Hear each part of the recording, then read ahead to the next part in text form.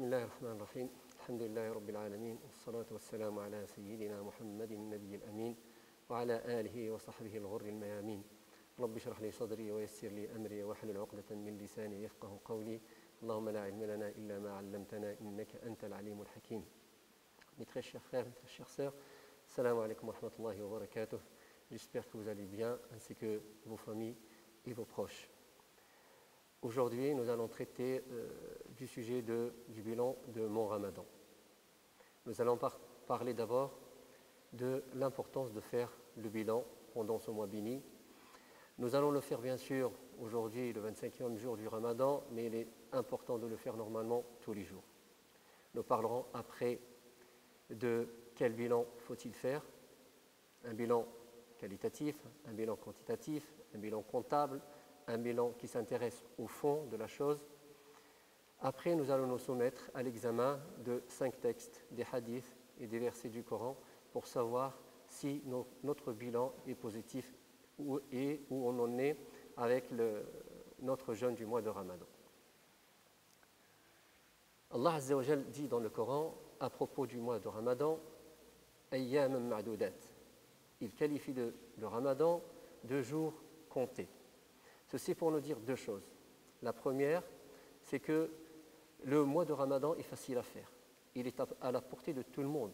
Il ne s'agit que de quelques jours, donc tout le monde peut le faire.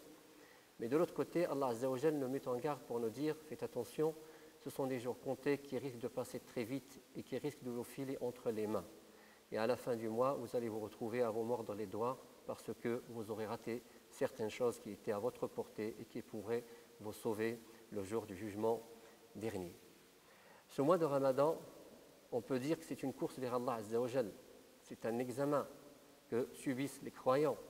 Et à la fin de cet examen, comme tout examen d'ailleurs, il y aura des gagnants et il y aura des perdants. Le gain, le trophée qu'on aura à la fin, il est tellement précieux parce qu'il s'agit de l'agrément d'Allah Azza wa Jal, il s'agit du pardon d'Allah, il s'agit du paradis, il s'agit de l'affranchissement de l'enfer. Pour vous dire à quel point c'est important de profiter du mois de Ramadan, je vais vous citer l'histoire de 2 compagnons du prophète sallallahu alayhi wa sallam. Ces 2 compagnons se sont convertis à l'époque du prophète sallallahu alayhi wa sallam. L'un d'entre eux était très engagé pour l'islam, au point de tomber martyr lors d'une des batailles avec le prophète sallallahu alayhi wa sallam. Le deuxième, il est décédé 1 an après son frère. L'un des compagnons du prophète sallallahu alayhi wa sallam, Talha ibn Ubaydillah, a vu dans le rêve comme quoi le deuxième, c'est-à-dire celui qui est décédé après son frère martyr, est entré au paradis avant lui. Intrigué par ce rêve, il vient voir le prophète sallallahu alayhi wa sallam pour se renseigner à propos de cette chose-là qui est quand même extraordinaire. Comment cela se fait-il que quelqu'un d'ordinaire, qui n'était pas très engagé comme son frère, arrive à entrer au paradis avant son frère martyr? Alors le prophète sallallahu alayhi wa sallam lui dit, n'a-t-il pas vécu 1 an en plus après son frère? N'a-t-il pas vécu un ramadan en plus que son frère? Ceci pour nous dire, mes frères et sœurs, comme quoi que si cette personne-là a atteint des hauts degrés qui lui ont permis d'entrer au paradis avant son frère martyr, c'est grâce au mois de Ramadan. On peut en tirer une conclusion de ce hadith que parfois vivre pour Dieu, vivre intensément sa vie pour Dieu, peut être meilleur, peut nous faire atteindre des hauts degrés plus que le fait de mourir pour Dieu. Le gain, il est précieux, mais la perte aussi, elle est énorme. Je ne vais pas trop m'attarder, je vais vous citer juste un hadith du prophète sallallahu alayhi wa sallam dans lequel, en montant sur le minbar pour faire son prêche, il a dit Amin, Amin, Amin 3 fois. Lorsque les compagnons le questionnèrent à ce sujet-là, il dit que pour une fois, pourquoi il a dit Amin, que Jibril alayhi salam est venu le voir et lui dire Man adraka shahr Ramadan falam yughfar lahu fadakhala an-nar fa'ab'adahu Allah qul amin faqultu amin. Donc le prophète a dit, Gabriel est venu à moi me dire, malheur à celui qui n'a pu obtenir le pardon d'Allah Azza wa Jal durant le mois de Ramadan et qui devient une proie facile pour l'enfer. Dis Amin et je dis Amin. Donc vous voyez mes frères et sœurs, il est très important quand même de faire son bilan chaque jour, chaque semaine, à chaque instant du mois de Ramadan et notamment aujourd'hui. Nous sommes, voilà, au 25e jour du mois de Ramadan. La fin de ce mois béni, de cette opportunité divine qui nous est offerte pour nous racheter, pour nous faire pardonner, pour gagner l'agrément d'Allah Azza wa Jal, cette période-là, cette aubaine, cette opportunité touche à sa fin. Donc, il est très important de s'arrêter un moment si on ne l'a pas fait avant. Même si on l'a fait, on doit le faire. Il est très important de s'arrêter un moment pour faire les comptes, pour savoir où on en est avec le mois de Ramadan. Quel profit avons-nous tiré de ce mois béni? Qu'est-ce que nous avons gagné? Qu'est-ce que ce mois a changé en nous? Quelles sont les choses, que ce soit dans notre comportement, que ce soit dans notre foi, que ce soit dans nos convictions, que ce mois a changé en nous et quel est le plus qu'il nous a apporté. Il est tout à fait normal de se poser des questions et de faire un bilan parce que, comme je l'ai dit tout à l'heure, l'enjeu il est énorme. Il faut se poser la question. Ça fait 25 nuits maintenant qui sont passées. Chaque nuit, Allah Azza wa Jal a affranchi des gens de l'enfer. Il faut se dire, est-ce que moi, Mohammed ou Ahmed, est-ce que moi j'en fais partie? Est-ce que j'ai gagné l'agrément d'Allah Azza wa Jal? Et vous imaginez, mes frères et sœurs, ce que ça veut dire, l'affranchissement de l'enfer. Ça veut dire qu'on est tranquille, en fait, finalement. Plus de crainte, plus de peur. Ça veut dire que nous sommes des gens du paradis qui vivent sur terre. Nous allons goûter déjà au bonheur du paradis ici, avant d'entrer au paradis. Donc, il faut se poser la question. Est-ce que moi, j'ai fait des choses qui vont faire en sorte qu'Allah Azza wa Jal m'affranchisse de l'enfer? Autre question, qu'est-ce que le Coran m'a apporté? Qu'est-ce que le Coran va faire pour moi le jour du jugement dernier? Parce que vous savez, mes frères et sœurs, que le Coran va s'intercéder auprès d'Allah Azza wa Jal pour celui qui le lit. Est-ce que moi, j'ai lu le Coran d'une façon qui va me permettre à avoir cette intercession auprès d'Allah Azza wa Jal? Est-ce que le jeûne que j'ai jeûné va s'intercéder auprès d'Allah Azza wa Jal pour moi? Qu'est-ce que j'ai fait de particulier pour gagner l'agrément d'Allah Azza wa Jal? En gros, mes frères et sœurs, il faut qu'on revoie notre copie avant qu'elle soit entre les mains de l'examinateur, c'est-à-dire entre les mains d'Allah Azza wa Jal. Donc on se pose la question, quel bilan? Il est important de faire le bilan. Quel bilan faut-il faire? Bien sûr, il faut faire aussi le bilan quantitatif. Combien de chapitres de Coran avons-nous lus? Combien de hizb, combien de clôtures avons-nous fait pour le Coran? Combien de prières, de raka'at avons-nous fait, tasbih, etc. Tout ça, tout ce qui est quantitatif, la quantité est importante. Mais un commerçant intelligent ne regarde pas seulement le chiffre d'affaires, mes frères et sœurs. Parce qu'on peut faire un gros chiffre d'affaires et sortir à la fin avec une grosse perte. Il faut aussi regarder le bénéfice. Quand le bénéfice est assuré, le chiffre d'affaires est important.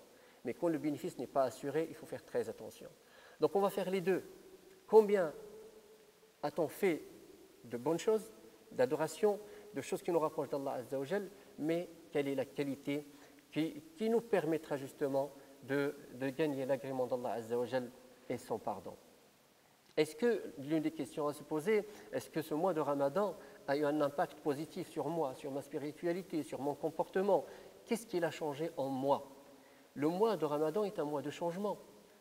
Nos habitudes changent déjà, notre façon de manger, notre façon de dormir, beaucoup de choses dans notre vie changent. Même l'univers autour de nous change. Les portes du paradis sont ouvertes, les portes de l'enfer sont fermées. Alors, normalement, le mois de Ramadan est l'occasion rêvée pour opérer ce changement en soi. Donc, c'est une question très importante. Qu'est-ce que ce mois de Ramadan a changé en moi? Autre chose, ce Ramadan est particulier. Allah Azza wa Jal nous donne toujours un coup de pouce pour nous aider. Les démons sont enchaînés. Les portes du paradis sont grandes ouvertes. Les portes de l'enfer sont solidement fermées. Moi, je considère que cette année, Allah Azza wa Jal nous a tendu une autre perche, un autre coup de pouce avec ce confinement-là. Les autres ramadans, il n'y avait que les démons, les djinns qui sont enchaînés. Moi, je considère que ce ramadan-là, même les démons des êtres humains sont enchaînés, puisque nous sommes confinés, nous sommes chez nous. Nous sommes, Allah Azza wa Jal, c'est comme s'il nous a demandé de vivre ce Ramadan en intimité avec lui. C'est comme s'il nous a demandé de consacrer tout ce mois de Ramadan à lui. Alors, qu'est-ce que nous avons fait? Je vais donner un exemple, mes frères et sœurs. Si d'habitude, vous êtes avec un qui vous est cher, votre père, je ne sais pas, un homme de haut rang, vous êtes en groupe d'habitude, vous discutez ensemble, vous partagez des choses ensemble. Qu'est-ce que ça vous ferait si cette personne-là, qui est très importante à vos yeux, vous dit « Tiens, cette fois-ci, vous venez tout seul. J'ai envie de vous voir tout seul, rien que pour moi, tête à tête. » Alors, nous devons considérer ce confinement comme ça. C'est un confinement, un moment à vivre avec Allah Azza wa Jal en tête à tête, en aparté. Alors, qu'est-ce que nous avons tiré de ce confinement-là? Est-ce que nous nous sommes rapprochés davantage d'Allah Azza wa Jal? Est-ce que nous avons renforcé cette spiritualité avec Allah Azza wa Jal? Est-ce que nous avons savouré le dialogue avec Allah Azza wa Jal? Vous allez me dire, mais comment on dialogue avec Allah Azza wa Jal? Mais c'est très facile, mes frères et sœurs. Quand on est en prière, on parle à Allah Azza wa Jal, comme dit Al-Hasan al-Basri radiyallahu anhu. Et quand on lit le Coran, on écoute Allah Azza wa Jal. Allah nous parle. Oui, on peut dialoguer avec Allah Azza wa Jal dans notre prière, dans notre lecture du Coran. Donc c'est un bilan à faire. Qu'est-ce que ce confinement m'a apporté pendant ce mois de Ramadan? Et donc pour faire ce bilan, mes frères et sœurs, nous allons nous soumettre à 5 textes. Le premier texte, le hadith du prophète sallallahu alayhi wa sallam qui dit « Man sama Ramadan imanan wa ihtisaban, ghufira lahu ma taqaddama min dhanbih » Quiconque jeûne le mois de Ramadan parfois et en espérant la rétribution du Seigneur verra ses péchés antérieurs pardonnés. Donc la première question à se poser, mes frères et sœurs, c'est que pourquoi je jeûne? Ça peut paraître une question banale. Tout le monde va dire oui, mais je jeûne pour Allah Azza wa Jal. De toute façon, même la première nuit du Ramadan, j'ai eu l'intention de jeûner. Mais est-ce que nous vivons vraiment l'intimité du jeûne avec Allah Azza wa Jal? C'est ça la question. Parce que pour nous, la concentration, l'intimité, on la vit seulement dans la prière. Mais on peut la vivre aussi dans le jeûne du mois de Ramadan. Chaque jour, chaque instant. Quand nous sentons la faim, quand nous sentons la fatigue, quand nous sentons la soif, qu'est-ce que nous nous disons? Est-ce que nous avons le réflexe de dire « Oh Allah, oh mon Seigneur, c'est pour toi que je fais ça ?» Ya Rab, je me prive de mes besoins essentiels, je me fatigue pour toi, je dors moins, je lis le Coran, c'est pour toi que je le fais. Est-ce que nous avons ce réflexe de le faire? De faire cela? C'est ça, vivre l'intimité avec Allah Azza wa Jal durant notre jeûne. D'ailleurs, Allah subhanahu wa ta'ala dans un hadith 5, qu'est-ce qu'il nous dit? Il nous dit « Kullu amal ibn Adam lahu illa as-sawm fa innahu li wa ana ajzi bih » Est-ce que ce hadith 5 qui dit que tout acte de l'être humain, toute action de l'être humain, du croyant, lui appartient, sauf le jeûne, il est pour moi, et c'est moi qui le rétribue. S'il ne s'agissait que de hasanat, ben c'est Allah Azza wa Jal qui rétribue tout le monde. C'est Allah qui donne les hasanat à tout le monde. Mais ça, c'est comme un clin d'œil pour nous dire que le jeûne, il faut le vivre en intimité avec Allah Azza wa Jal. Allah appelle le croyant à vivre cette intimité avec lui durant ce jeûne. Donc la question, mon frère, ma soeur, est-ce que mon jeûne, je l'ai fait pour Allah Azza wa Jal? Est-ce que j'ai vécu cette intimité durant toutes les journées du mois de Ramadan qui sont passées? Le deuxième texte, le prophète sallallahu alayhi wa sallam dit « إِذَا كَانَ يَوْمُ صَوْمِ أَحَدِكُمْ فَلَا يَرْفُثْ يَوْمَئِذٍ وَلَا يَصْخَبْ فَإِنْ شَاتَمَهُ أَحَدٌ أَوْ قَاتَلَهُ فَلْيَقُلْ إِنِّي امْرُؤٌ صَائِمٌ » Quand vous jeûnez, ne soyez pas grossier ou impudique et ne vous mettez pas en colère. Et si quelqu'un vous insulte, vous provoque, dites « Je suis en état de jeûne, je jeûne ». Alors, jeûner, tout le monde le sait, mes frères et sœurs, jeûner est non seulement le fait de s'abstenir de boire et de manger, mais c'est surtout de s'abstenir de commettre tout ce qui est déplaît à Allah Azza wa Jal, de commettre ce qui est illicite, de commettre même ce qui est détestable auprès d'Allah Azza wa Jal, parce que nous voulons parfaire ce jeûne. Pourquoi? Parce qu'il est pour Allah Azza wa Jal. Il faut qu'il soit parfait.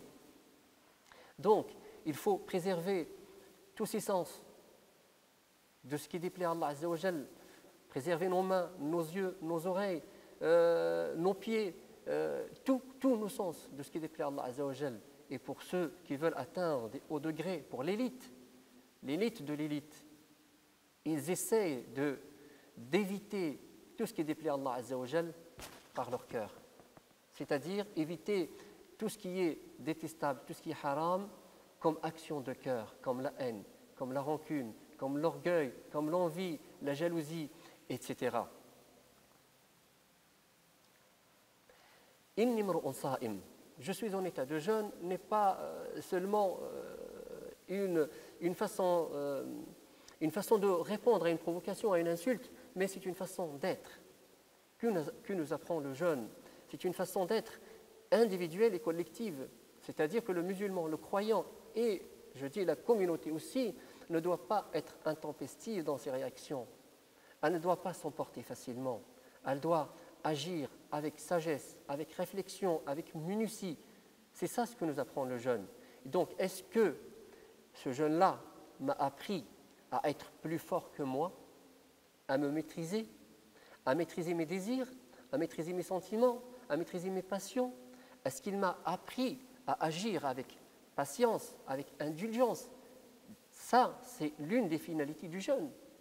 Inni mru'un sa'im, ça ne veut pas dire que je ne réponds pas seulement à celui qui m'agresse. Non, non, c'est au-delà, c'est plus que cela.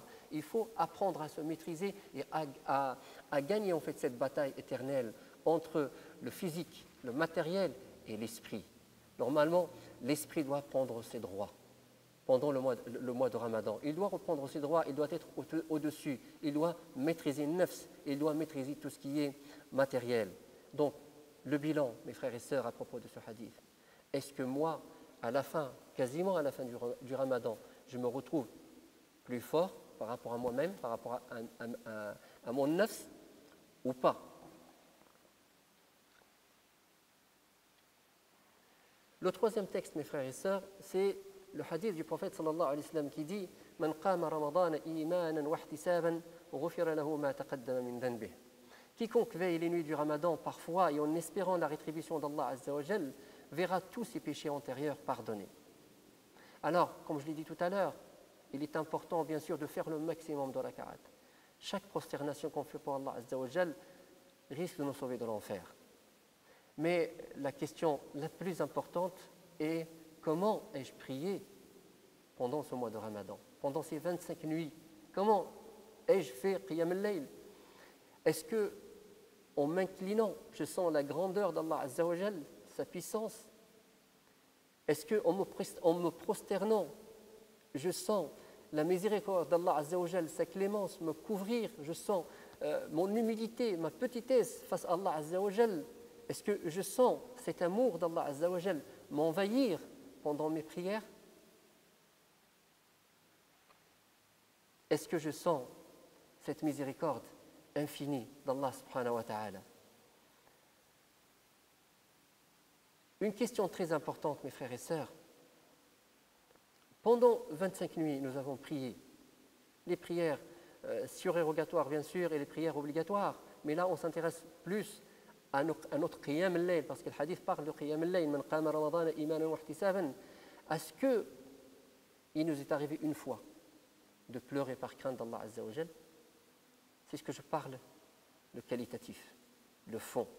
La forme, c'est le nombre de raka'at. Le fond, c'est comment je prie, l'impact qu'a cette prière sur moi. Est-ce que, quand je suis devant Allah Azza wa Jal, j'arrive à le craindre de telle façon à en pleurer? Est-ce que j'arrive à l'aimer de telle façon à en pleurer pendant mes prières? C'est la question qu'il faut se poser. Le prophète sallallahu alayhi wa sallam nous dit à propos de cela, dans le hadith que vous connaissez tous, des 7 catégories qui vont être ombragées sous le trône d'Allah Azza wa Jal le jour du jugement dernier, il nous dit que parmi ces catégories-là, une personne qui a mentionné le nom d'Allah Azza wa Jal alors qu'elle est seule, et se met à pleurer par crainte. Cette personne-là, qu'est-ce qu'elle mérite, mes frères et sœurs? Elle mentionne Allah Azza wa Jal, et par crainte d'Allah Azza wa Jal, toute seule, par crainte d'Allah Azza wa Jal, elle se met à pleurer. Cette personne, qu'est-ce qu'elle mérite? Elle mérite d'être ombragée sous le trône d'Allah Azza wa Jal le jour du jugement dernier. Le jour où il n'y aura aucun nombre, excepté l'ombre du trône d'Allah Azza wa Jal. Et le mot seul, il est important, mes frères et sœurs. Le mot seul, il est important dans ce hadith. Parce que quand on est dans une prière de groupe, il y a des facteurs extérieurs qui peuvent nous aider à retrouver la concentration. Il y a la voix du récitateur, il y a notre voisin qu'on entend gémir parfois, il y a l'ambiance tout simplement de la mosquée. On vit davantage la prière. Mais tout ça, c'est des facteurs extérieurs qui nous font vivre en fait une certaine passivité dans notre prière. La question qu'il faut se poser maintenant, alors que je suis seul, soit avec ma petite famille, est-ce que ça m'arrive de pleurer? C'est difficile, mes frères et sœurs. Pourquoi? Parce qu'il y a plus ces facteurs extérieurs. Il faut aller très loin, chercher au fond de son cœur, chercher cette crainte, cet amour d'Allah Azza wa Jal pour en pleurer. Donc, question, mes frères et sœurs, qu'en est-il de mes prières? D'un point de vue quantitatif et d'un point de vue qualitatif aussi. Le quatrième texte, mes frères et sœurs, Allah Azza wa Jal dit à propos de Shahr Ramadan, Shahru Ramadan alladhi unzila fihi al-Qur'an, le mois de Ramadan au cours duquel fut révélé le Coran. D'ailleurs, si le mois de Ramadan a cette valeur, cette sacralité, c'est grâce au Coran. Vous savez tous qu'Allah Azza wa Jal a descendu le Coran en entier lors de Laylatul Qadr au premier ciel. Donc il y a ce lien étroit entre le Coran et le mois de Ramadan. D'ailleurs, on dit que Ramadan, Shahrul Qur'an, c'est là où on lit plus le Coran. Notre prophète sallallahu alayhi wa sallam révisait le Coran chaque nuit avec Jibril alayhi salatu wa sallam. Ses compagnons lisaient, clôturaient le Coran plusieurs fois pendant le mois de Ramadan, jusqu'à une fois tous les 2 jours, certains une fois par jour. On rapporte même que l'imam Shafi'i rahimahullah clôturait le Coran 60 fois pendant le mois de Ramadan, ça veut dire 2 fois par jour. À mon avis, une fois en lecture et une autre fois en prière. Et tous les tabi'in qui les ont suivis ont donné cette importance capitale au Coran. Et l'imam Malik rahimahullah, quand le mois de Ramadan arrivait, il arrêtait tout, plus de cours, plus rien du tout. Il se consacrait au Coran. Nous devons faire notre bilan concernant le rapport au Coran d'un point de vue quantitatif. Combien avons-nous lu? Est-ce que nous avons réussi à clôturer le Coran? Est-ce que nous y sommes presque, Inch'Allah? Est-ce que nous comptons le clôturer plusieurs fois pendant ce mois-ci? Ça, c'est d'un point de vue quantitatif et c'est très important et c'est très intéressant parce que chaque lettre de Coran lue rapporte une hasanat. Mais aussi d'un point de vue qualitatif. Le fond, mes frères et sœurs. Le fond, la méditation. Quel effet a le Coran sur moi? Quel verset m'interpelle? Quel verset m'ébranle? Quel verset me fait craindre Allah Azza wa Jal? Quel verset me fait sentir l'amour d'Allah subhanahu wa ta'ala? Quel verset me fait sentir sa grandeur subhanahu wa ta'ala? Quel verset a fait couler mes larmes, mes frères et sœurs? À quel moment, quand je lis le Coran, je sens qu'Allah Azza wa Jal me parle à moi-même? À quel moment je sens qu'Allah me parle et je l'écoute avec mon cœur, avec tout mon être?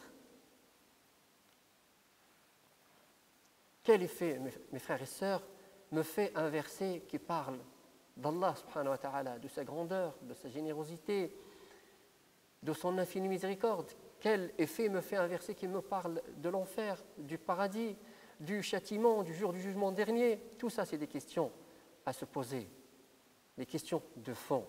Omar ibn Khattab radiyallahu anhu a entendu un verset et il en est tombé malade. Et là, entendu le verset waqifuhum innahum mas'ulun. Saisissez-vous-en, ils ont des comptes à rendre. Et c'est sûrement imaginé devant les mains d'Allah Azza wa Jal en train de rendre des comptes. Il en est tombé malade. Omar ibn Abdel Aziz radiyallahu anhu, sa femme rapporte qu'il lisait souvent le Coran alors qu'il est dans son lit. Arrivé à un verset qui parle de châtiment ou d'enfer, il tremblait et sursautait dans son lit. Abdullah ibn Abbas radiyallahu anhu a prié toute une nuit avec un seul verset. Il répétait ce verset et pleurait toute la nuit. Le verset n'est-il pas le verset et voilà que surviennent les affres de la mort dévoilant la vérité, voilà que s'avère ce dont tu te détournais.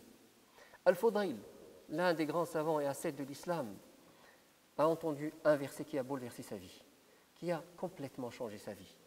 Il voulait d'ailleurs voler, s'introduire dans une maison pour la voler, et a entendu le propriétaire lire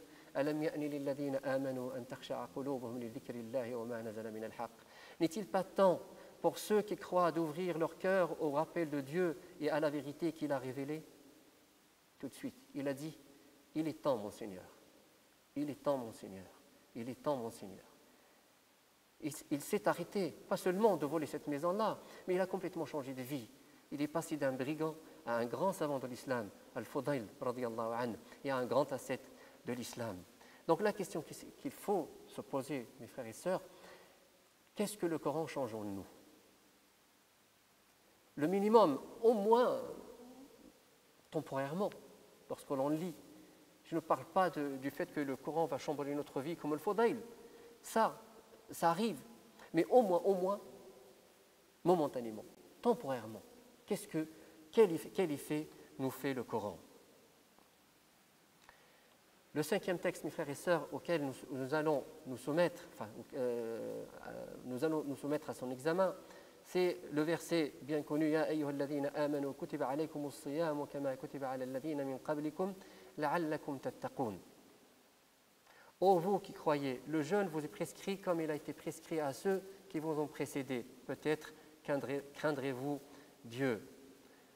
Le verset nous dit que si vous craignez Allah Azza wa Jal, subhanahu wa ta'ala, comme il se doit, vous allez atteindre, si vous jeûnez le mois de Ramadan comme il se doit, vous allez atteindre la piété. Vous allez faire partie des al-muttaqin, des gens pieux. Tout ce que nous avons dit tout à l'heure, jeûner comme il se doit, lire le Coran comme il se doit, prier comme il se doit, toutes ces actions-là mènent à taqwa. Car chaque action, chaque bonne action en islam, chaque œuvre pie a comme objectif at-taqwa, taqwa d'Allah subhanahu wa ta'ala. Donc le jeûne, le Ramadan, nous conduit à cela aussi. C'est le fruit ultime du mois de Ramadan, at-taqwa.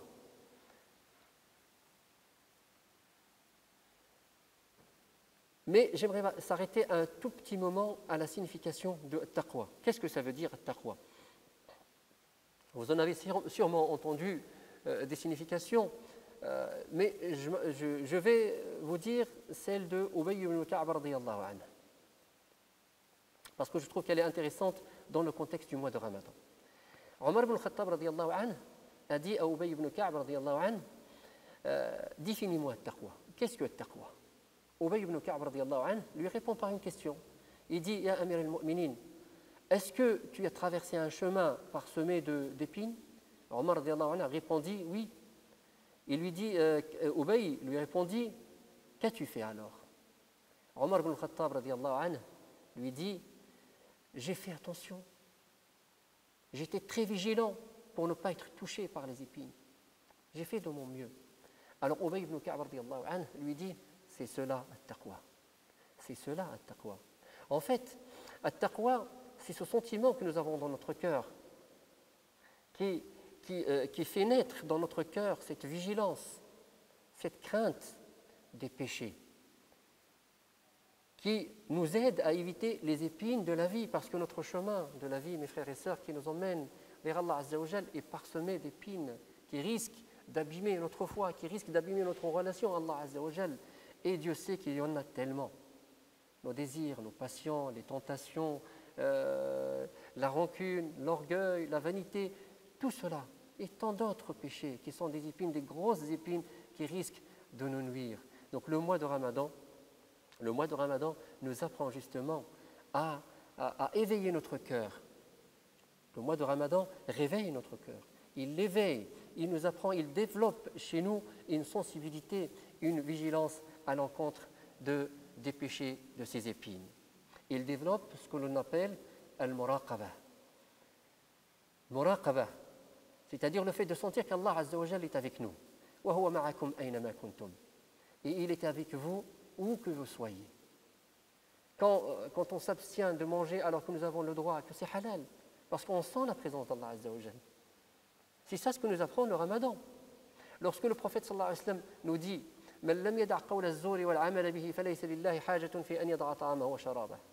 celui qui ne délaisse pas la tromperie et le mensonge, Allah n'a pas besoin qu'il délaisse sa nourriture et sa boisson. C'est pour nous dire que, pour éveiller en nous cette crainte d'Allah Azza wa Jal, cette capacité à éviter ces épines, ces péchés. Et il nous dit aussi dans un autre hadith, le prophète sallallahu alayhi wa sallam, certains jeûneurs n'obtiennent de leur jeûne que la faim et la soif. Ça nous interpelle quand même pour nous dire, faites attention, jeûner ce n'est pas seulement le fait de ne pas manger et de boire. Jeûner c'est surtout éviter ce qui déplaît à Allah Azza wa Jal et faire ce qui plaît à Allah subhanahu wa ta'ala.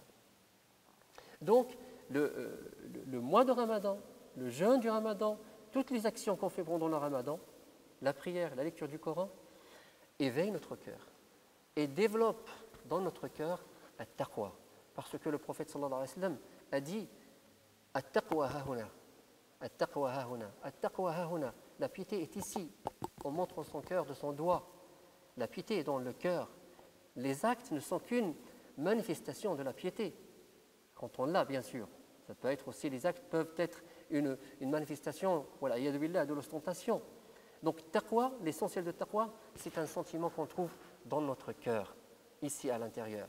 Donc, si nous voulons évaluer l'impact du mois de Ramadan sur nous, essayons de regarder, au-delà des actions que nous avons faites, de regarder l'impact qu'a eu le mois de Ramadan sur notre cœur. At-taqwa, certains savants disent que c'est un mélange d'amour d'Allah Azza wa Jal, de crainte et d'estime.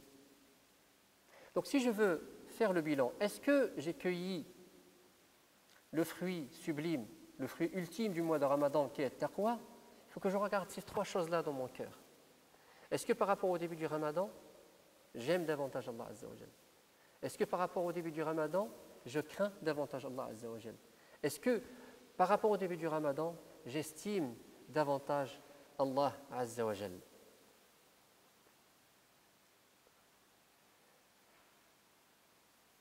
Mes frères, mes sœurs, si le jeûne du mois de Ramadan a opéré un changement profond en nous, s'il a développé at-taqwa au sein de notre cœur, nous ne serons pas seulement parmi les vainqueurs, Inch'Allah, de ce test, de cet examen, de cette course vers Allah Azza wa Jal, mais ça nous permettra de continuer aussi après le Ramadan à savourer notre prière, à déguster la lecture du Coran, à faire le bien. En fait, toute notre vie, Inch'Allah, va être un petit Ramadan. Il reste 5 jours, ou 4 minimum. Il nous reste 5 jours ou 4 nuits pour finir le Ramadan. Ceci est un message d'espoir. Si les 25 jours se sont très bien passés, nous dirons Alhamdulillah, Alhamdulillah Rabbil Alamin, nous continuerons, Inch'Allah Ta'ala, à adorer comme Allah Subhanahu wa Ta'ala comme il se doit davantage. Si nous voyons que c'était juste, c'était moyen ou bien en dessous de la moyenne, ce n'est pas trop tard, mes frères et sœurs. Il reste 5 nuits ou 4 minimum. Et dans chacune des nuits qui viendront, Allah Azza wa Jal affranchira des gens. Tâchons à en faire partie.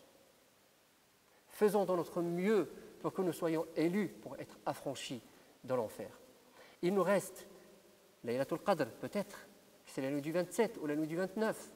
Faisons de notre mieux. Montrons à Allah subhanahu wa ta'ala que nous voulons son pardon. Montrons à Allah Azza wa Jal que nous voulons son paradis. Montrons à Allah subhanahu wa ta'ala que nous voulons son agrément. Il y a de l'espoir. Nous avons le temps de nous racheter. Nous avons le temps de nous rattraper. Mais il y a aussi, mes frères et sœurs, surtout, une chose qui est très importante. Hormis les 4 nuits du Ramadan ou les 5 nuits, hormis les Laylatul Qadr, il y a une chose qui est très importante, qui est immuable, qui est l'infinie miséricorde d'Allah Azza wa Jal. Et je pense que ça suffit. La miséricorde d'Allah subhanahu wa ta'ala. Alors, mettons le paquet. Mettons le paquet dans les quelques jours qui restent, dans les quelques nuits qui restent. Le salarié ne touche son salaire qu'à la fin du mois. Laylatul Qadr, la nuit du 27 n'annonce pas, n'est pas la fin du Ramadan. Au contraire, attention, le salarié touche son salaire à la fin du mois, continuant à œuvrer davantage, à se rapprocher d'Allah subhanahu wa ta'ala pour gagner sa miséricorde et pour gagner son paradis. Ibn al-Jawzi rahimahullah dit, lorsque les chevaux de course s'approchent de la ligne d'arrivée, ils donnent le meilleur d'eux-mêmes. Alors ne sois pas moins intelligent que les chevaux de course, c'est-à-dire donne le meilleur de toi-même. Accroche-toi jusqu'à la fin, jusqu'à la dernière seconde du mois de Ramadan. Al-Hassan al-Basri rahimahullah dit, agis en bien dans ce qui reste, tu te feras pardonner ce qui est passé. Redoublons nos efforts, mes frères et sœurs, ne lâchons pas prise. La course n'est pas finie, l'examen n'est pas fini. Assalamu alaikum wa rahmatullahi wa barakatuh.